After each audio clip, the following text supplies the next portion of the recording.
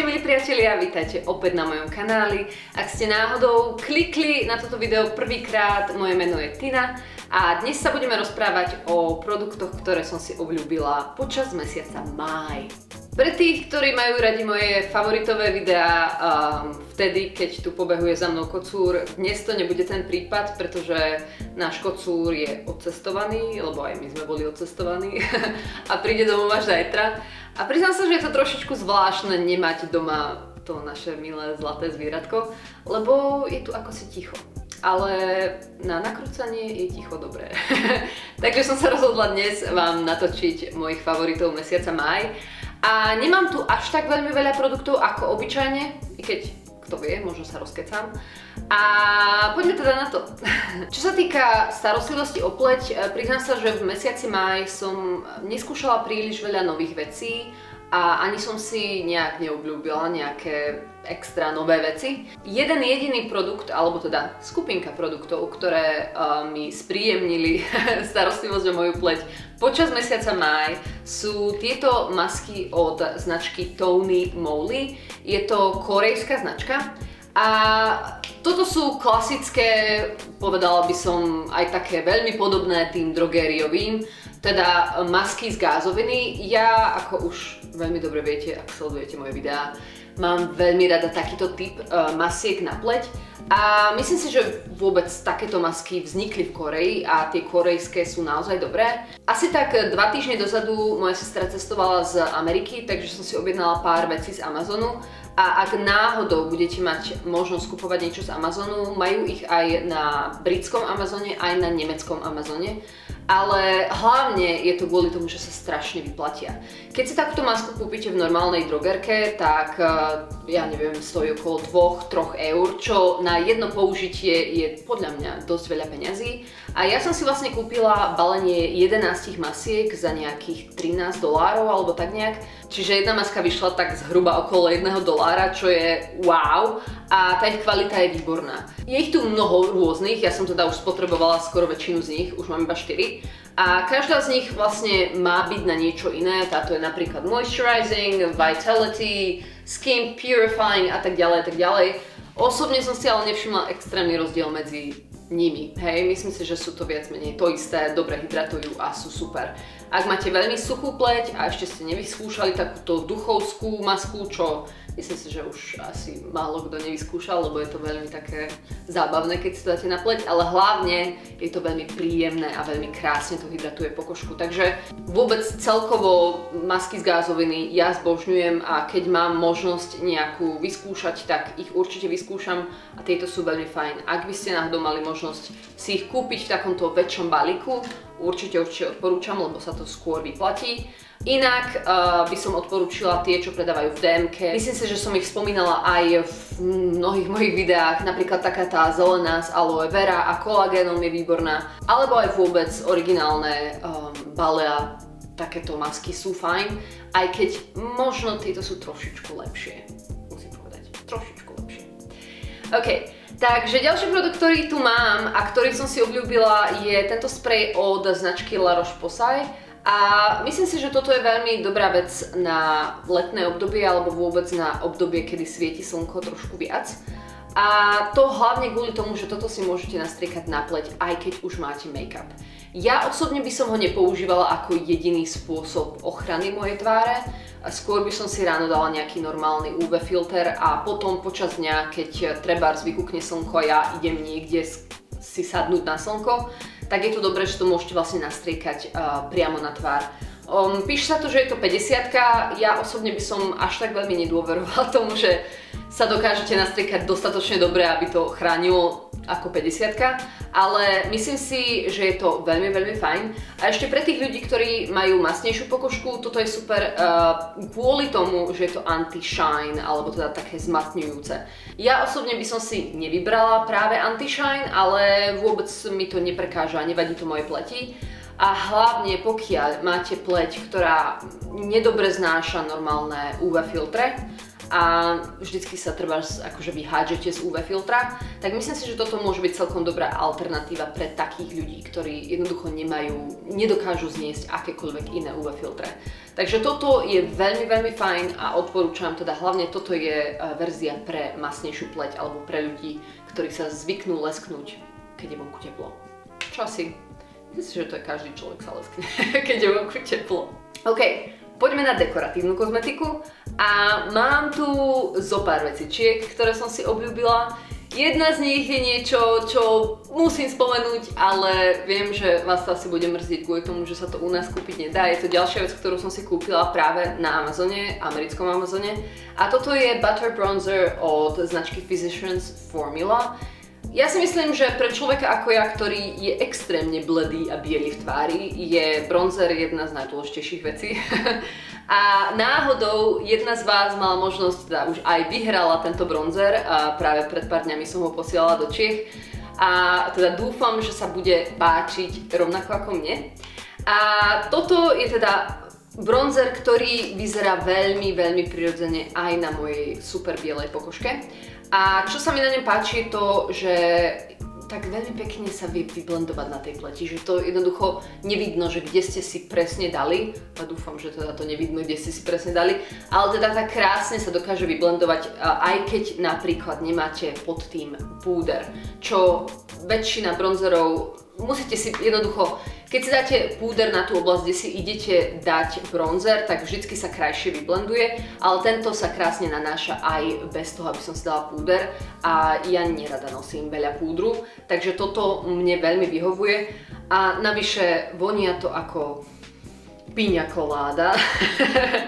Takže priznám sa, ak ste sledovali moje video, ktoré bolo o balení sa na dovolenku, trošičku som podvádzala, zobrala som si aj tento bronzer, lebo som jednoducho nevedela odolať a chcela som, aby sa mi tá vôňa spájala s tou dovolenkou, lebo vonia ako dovolenka. Takže je fantastický, ak máte kamošku v Amerike, alebo nejaký kolega cestuje do Ameriky, alebo čo ja viem čo, povedzte im, nech vám kúpia tento bronzer. Poďme ďalej a keď už hovorím o takýchto púdrových produktoch, spomeniem aj túto vec. A ak si spomínate, robila som vlastne prvé dojmy na novinky od značky L'Oreal a vtedy som hovorila, že túto vec by som možno až tak neodporúčala, skôr by som si zobrala takú tú farbu na líčka, ktorá bola v takej tyčinke, avšak na moje vlastné prekvapenie tú farbu v tyčinke až tak veľmi nepoužívam, viac používam túto paletku. A je to hlavne kvôli tomu, že tu človek má úžasný výber farieb, teda môžete zladiť tie vaše líčka aj so svojím líčením a dokonca niekedy aj tieto farby použijem aj na oči, pokiaľ teda nemám nejak veľmi začervené oči, tak použijem niektoré z tých farieb, napríklad túto výraznú použijem skôr na oči ako na tvár. Ale zase tá vyzerá skôr výrazne tu v paletke a museli by ste si ju naozaj navrstviť, aby bola taká super ružová. Najviac používam práve tento neutrálny odtieň, je dosť taký trblietkavý, keď sa nepozriete, ale myslím si, že vyzerá veľmi dobre, ale tiež som si veľmi obľúbila aj tento marhuľkový odtieň. Myslím si, že pre ľudí ako som ja, a možno ako ste aj vy, ktorí majú radi šminky a líčenie, je toto veľmi, veľmi fajn paletka, veľmi pekne sa nanáša a veľmi pekne vydrží. Je to teda z tej rady Infallible, ktorá by mala byť taká, že dlhotrvácnejšia. Fú, tak slovo. A s touto paletkou, keďže tam sú také menšie tie farby na líčka, tak s tým rada používam tento štetec od značky Royal & Langnickel. A toto je tzv. Buffer štetec, mal by to byť asi štetec na make-up, ale podľa mňa je výborný práve na takúto farbu na líčka. Povedala by som, že by sa mi zrovna aj trošku hodilo, lebo predtým ako som začala nakrúcať, som si nestihla nejakú farbu na líčka dať. Tak si skúsim dať, dávam si ten neutrálny odtieň momentálne. On vyzerá neutrálne, ale podľa mňa funguje parádne. No a potom tu mám ďalšiu vec, ktorá je od značky Maybelline, toto je novinka a volá sa to Master Strobing Stick v odtieni 100 a vy viete, že ja mám veľmi rada takéto krémové highlightery alebo krémové rozjasňovače a toto je jeden fantastický krémový rozjasňovač z drogérie. Musím vám povedať, že toto je nádherne prirodzené a má to takú konzistenciu, povedala by som, že cream to powder, lebo keď si to nanesiete priamo na pleť, tak to je krémové, ale potom to má takú púdrovú konzistenciu. Nie som si istá, či to budete vidieť takto na kameru, ale veľmi by som ho porovnala k tomu highlighteru od Douglas, ktorý spomínam aj v mojom videu čisto o krémových highlighteroch. Veľmi, veľmi podobný, viac cenovo dostupný, takže ak náhodou zájdete nejaký taký, tak tento je veľmi fajn. No a potom tu mám kopec rôznych ceruziek a obľúbila som si takto. Pokiaľ máte úzke pery, ako ja, myslím si, že pre dámy s užšími perami, ale tak aj pre dievčatá, ktoré chcú mať jednoducho plnšie pery, je ceruzka niečo veľmi dôležité, alebo tá kontúrka na pery veľmi, veľmi dôležitá. Ja som si veľmi obľúbila tieto, sú od značky Dermacol a volajú sa True Color Lip Liner. Dúfam, že som ich ešte nespomínala, je možné, že už aj áno, lebo tieto používam stále dookola, mám tu zo pár odtieňov, tento je taký veľmi pekný, prirodzený odtieň, odtieň 4 a toto je zase niečo viac do rúžovkasta, odtieň 3. Myslím si, že tieto lip linery sú veľmi dobré aj na miesto rúžu. Veľakrát sa mi stane, že treba nemám so sebou rúž a mám iba balzám alebo čo, takže použijem čisto iba lip liner, alebo teda ceruzku na pery, pekne vykontúrujem pery a na to si dám nejaký balzám alebo nejaký lesk a vyzerá to super. Takže tieto som si veľmi obľúbila aj vďaka tým farbám a aj vďaka tomu, že sú pekne dlhotrvácne a dobre sa nanášajú. Potom tu mám ceruzku, ktorú ste možno videli v mojom, nie predošlom, ale predpredošlom videu, kde som sa balila na dovolenku. A toto je od značky Urban Decay 24/7 Glide on Eye Pencil. Toto je nádherná, modrá, ligotavá ceruzka a keď som ju prvýkrát dostala, toto som dostala od Urban Decay, sama by som si takúto farbu nevybrala, priznám sa. Alebo teda skôr by som siahla po nejakej lacnejšej značke možno.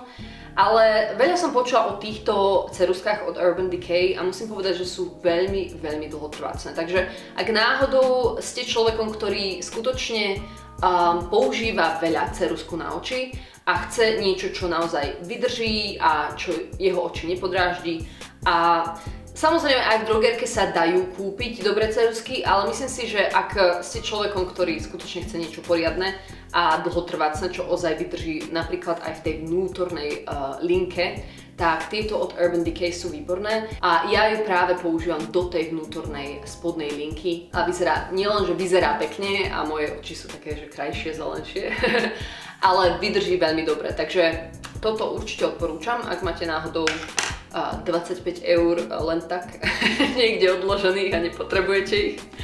Myslím si, že stojí tak nejak. Ale ak chcete ušetriť, mám tu niečo, čo je fantastické a je z drogerky a myslím si, že som to už raz spomínala. Toto je ceruzka od značky Catrice a je to teda ceruzka na obočie. Je to vlastne napodobenina všetkých tých super tenkých ceruziek na obočie. Ja som ju už vyminula a to je, myslím si, že jediná nevýhoda tejto ceruzky to, že ju vyminiete veľmi rýchlo. A táto je v takom veľmi peknom bledom odtieni, teda bledom, volá sa dark, neviem prečo, ale myslím si, že je taká, skôr by sa hodila aj ľuďom, ktorí majú trošku bledšie vlasy ako ja. Čo sa mi ale na nej veľmi páči je to, že pekne vydrží, ale hlavne dokážete to obočie vykresliť tak, aby vyzeralo veľmi, veľmi prirodzene. A teda aj vďaka tomu chladnému odtieňu. Myslím si, že v drogerke sa to už zlepšilo, už je viacero takýchto ceruziek, ktoré majú dobré odtiene, žiadne červené ako kedysi. A táto od Catrice je veľmi dobrá, myslím, že stojí okolo 4 €, ale ako hovorím, nevydrží až tak dlho. Momentálne používam vlastne takúto istú ceruzku od značky NYX a je to to isté, dokonca by som povedala, že možno táto aj lepšie vydrží ako tá od NYX a stojí menej. Minule som si ju išla kúpiť opäť do drogerky, kde väčšinou chodívam a už ju nemali, bola vypredaná, takže asi by som o nej nemala hovoriť. To je bolo všetko ohľadne beauty. A čo sa týka nejakých fashion kúskov, možno ste videli moje predošlé video, čo bol lookbook z Barcelony. Ak by ste ho chceli vidieť, kliknite tu hore do tohto rožku. A mám tu zo pár vecí, ktoré so mnou aj cestovali do Barcelony a veľmi som si ich obľúbila. Jedna z nich bola aj v danom lookbooku a mohli ste ju vidieť aj na mojom Instagrame. A toto je tričôčko, ktoré som si vôbec neplánovala kúpiť. Niečo som bola tak akože kúpovať, chcela som vlastne iba biele, čisto biele tričko, ktoré by bolo z bavlny, ale nakoniec som si kúpila niečo úplne iné, samozrejme. Toto je veľmi zlaté tričko od značky Reserved a ja som nikdy nenakupovala v tomto obchode Reserved alebo Reserved, alebo ako sa to číta. A minulo som tam išla, alebo priateľ znamenal nejaké gate, alebo čo, ja už viem čo. Reserved je super obchod, tam majú taký výber, aspoň ten, čo je v Eurovej, je fantastický. Myslím si, že asi najlepší zo všetkých tých obchodov, čo tam majú s oblečením, je práve obchod Reserved.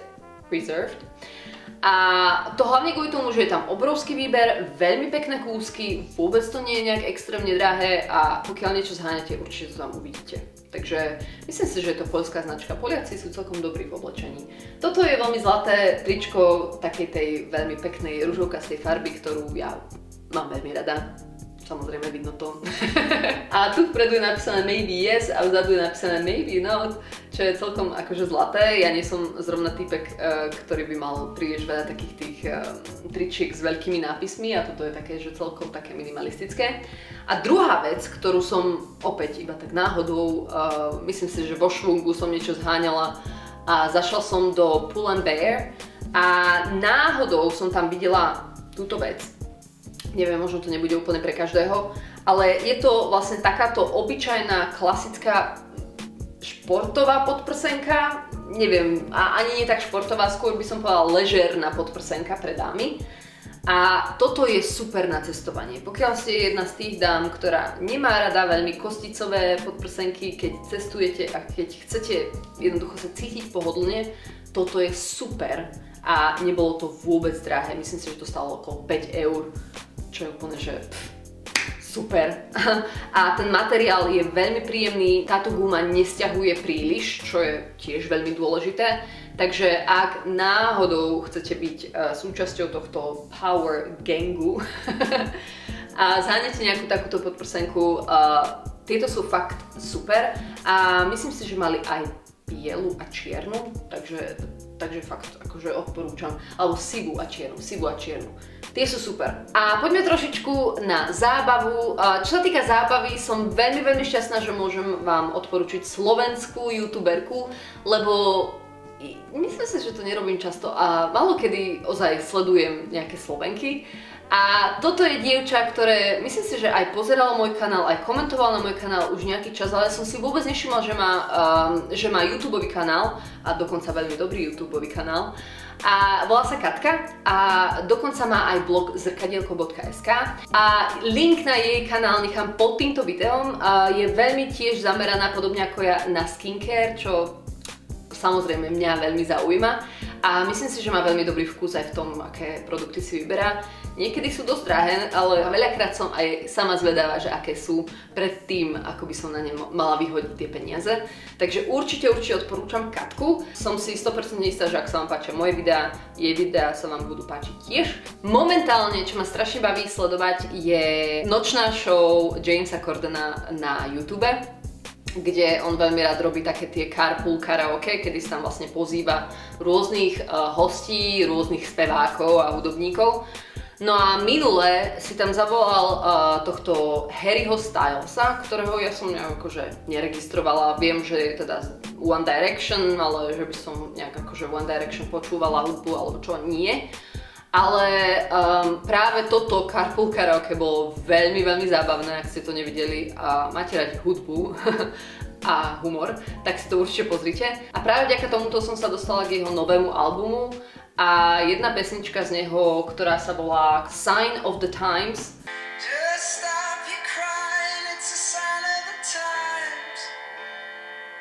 OK, enough.